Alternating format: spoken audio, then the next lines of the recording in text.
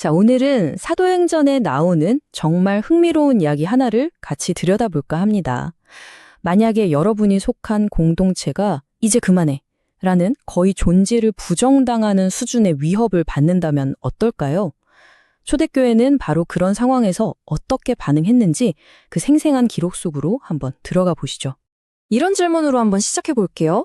우리가 진짜 위기에 딱 부딪혔을 때 내 안에서 뭐가 튀어나올까요? 압박이라는 건요, 마치 튜브를 꽉 짜는 것 같아서 그 안에 정말로 뭐가 들어있는지, 내가 뭘 믿고 의지하는지를 적나라하게 보여주거든요. 보통 우리는 이런 식으로 반응하죠. 머릿속으로 막 계산기를 두드려요. 내 편이 몇 명이지? 이길 수 있나? 아니면 그냥 몰라 하고 숨어버리거나 엉뚱한데 화를 내기도 하고요. 최악의 경우는 그냥 다 포기하고 주저앉는 거죠. 이제 끝났다 하고 말이에요. 정말 너무나 인간적인 반응들이죠. 초대교회도 바로 이런 압박의 순간과 마주했습니다. 베드로와 요한이라는 사도가 한 사람을 치유하는 놀라운 일을 행했는데 그 후에 돌아온 건 칭찬이 아니라 아주 명확하고 서늘한 경고였습니다. 이 사람들, 그러니까 당시 권력자들의 요구는 아주 명확했어요. 다른 건 몰라도 예수 이름으로는 절대 아무것도 하지 마, 말도 말고 가르치지도 마. 딱 이거였습니다. 핵심은 뭐냐면 메시지 자체를 없애버리려는 거였죠. 예수는 그냥 개인적으로나 믿는 그런 사적인 영역에 가둬두려 속셈이었던 겁니다. 그러니까 이건 단순히 시끄러운 두 사람을 조용히 시키려는 게 아니었던 거죠. 교회의 존재 이유, 바로 그들이 보고 들은 것을 세상에 증언하는 그 핵심적인 사명을 뿌리채 뽑아버리려는 시도였습니다. 자, 이런 엄청난 위협을 듣고 돌아온 베드로와 요한, 그리고 그 이야기를 전해 들은 공동체, 그들이 뭘 했을까요? 모여서 대책회의를 하거나 어떻게 싸울지 전략을 짠 게 아니었습니다. 그들이 가장 먼저 한 행동은 다 함께 고개를 들어 위를 바라보는 것이었습니다. 그런데 여기서 그들이 기도를 시작하는 첫마디가 정말 기가 막힙니다. 대주제여, 하늘과 땅과 바다와 그 안에 있는 모든 걸 만드신 분이라고 선포하거든요. 기도를 시작하자마자 눈앞의 위협을 저 멀리 우주 밖으로 던져버리는 스케일. 대단하지 않나요? 자기들의 문제를 훨씬 더 큰 그림 안에 놓고 보기 시작한 겁니다. 이 대주제라는 단어는 그냥 멋진 표현이 아니에요. 이건 선언입니다. 우리를 위협하는 저 사람들이 진짜 왕이 아닙니다. 이 모든 것의 진짜 주인, 진짜 통치자는 바로 당신입니다. 라고 말하는 거죠. 그리고 더 놀라운 건 이 상황을 해석하는 방식이에요. 왜 우리한테 이런 일이 생기지? 하면서 당황하는 게 아니라 아주 익숙하게 성경을 펼쳐들었습니다. 자신들의 현실을 그 성경 말씀에 비춰서 읽어내기 시작한 거죠. 특히 성경의 시편 2편을 보면서 이거구나 하고 깨달은 겁니다.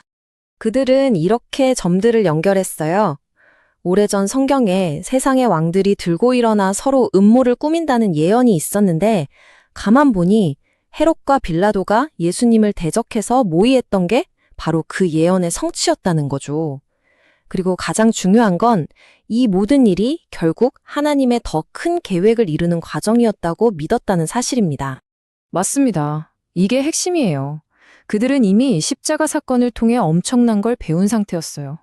인간이 저지를 수 있는 가장 끔찍한 악, 즉 예수를 십자가에 못 박은 그 사건조차도 하나님은 그걸 사용해서 인류에게 구원이라는 가장 위대한 선물을 주셨다는 걸 말이죠. 바로 이런 거대한 관점을 가지고 있었기에 그들은 우리가 예상하는 것과는 전혀 다른, 어쩌면 성경에서 가장 놀라운 기도 중 하나를 하게 됩니다.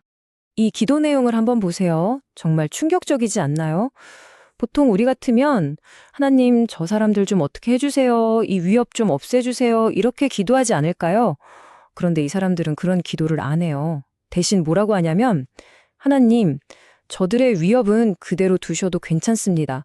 대신 우리가 이 상황 속에서 더 담대하게 말씀을 전할 수 있는 용기를 주세요. 라고 기도합니다. 와, 정말 대단하죠? 안전을 구한 게 아니라 사명을 감당할 담대함을 구한 거예요. 이건 정말이지 개인의 평안함보다 사명을 훨씬 더 중요하게 여긴 기도였습니다. 그냥 편안하게 해달라는 요청이 아니라 어떤 상황에서도 하나님께 충실한 사람으로 남게 해달라는 간절한 외침이었죠. 그럼 이토록 담대한 기도에 하나님은 어떻게 응답하셨을까요? 놀라운 일이 벌어집니다. 첫째, 그들이 모여있던 곳이 막 진동하는 물리적인 현상이 일어났고요. 둘째, 그들 모두가 내면에서부터 성령으로 가득 채워졌습니다.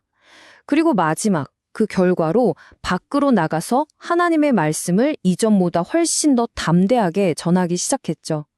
보세요. 외부 상황은 하나도 안 바뀌었어요. 위협은 그대로였죠. 하지만 그 위협을 마주하는 사람들이 완전히 바뀌어버린 겁니다. 여기서 말하는 성령 충만이라는 건 그냥 일시적으로 감정이 벅차오르는 그런 게 아니에요. 이건 사람을 두려워하는 마음을 이겨내는 힘이고요. 예수님에 대해 숨기지 않고 공적인 자리에서도 당당히 말할 수 있는 자유입니다. 내 개인적인 평화를 지키는 것보다 예수님을 더 높이는 것을 원하는 마음, 그게 바로 성령 충만인 거죠. 자, 그럼 이 이야기가 오늘 우리에게 뭘 말해줄까요? 한번 이렇게 적용해 볼 수 있을 것 같아요. 내가 좀 두렵고 위축되는 영역이 어딘지 구체적으로 한번 생각해 보세요. 어떤 사람과의 관계일 수도 있고 직장일 수도 있겠죠. 그리고 그 상황을 피하게 해달라고 기도하는 대신 그 안에서 담대할 수 있게 해달라고 기도하는 겁니다. 그리고 아주 작은 한 걸음이라도 좋으니 예수의 이름을 숨기지 않는 선택을 해보는 거죠. 결국 이 이야기는 우리에게 아주 날카로운 질문 하나를 던집니다. 당신은 지금 평안을 지키는 사람으로 살고 있나요? 아니면 복음을 증언하는 사람으로 살고 있나요? 다시 말해 내 삶의 최우선순위가 내 개인적인 안락함인지 아니면 때로는 그 안락함을 포기하더라도 더 중요한 가치를 지키는 것인지 한번 깊이 생각해보게 만드는 이야기입니다.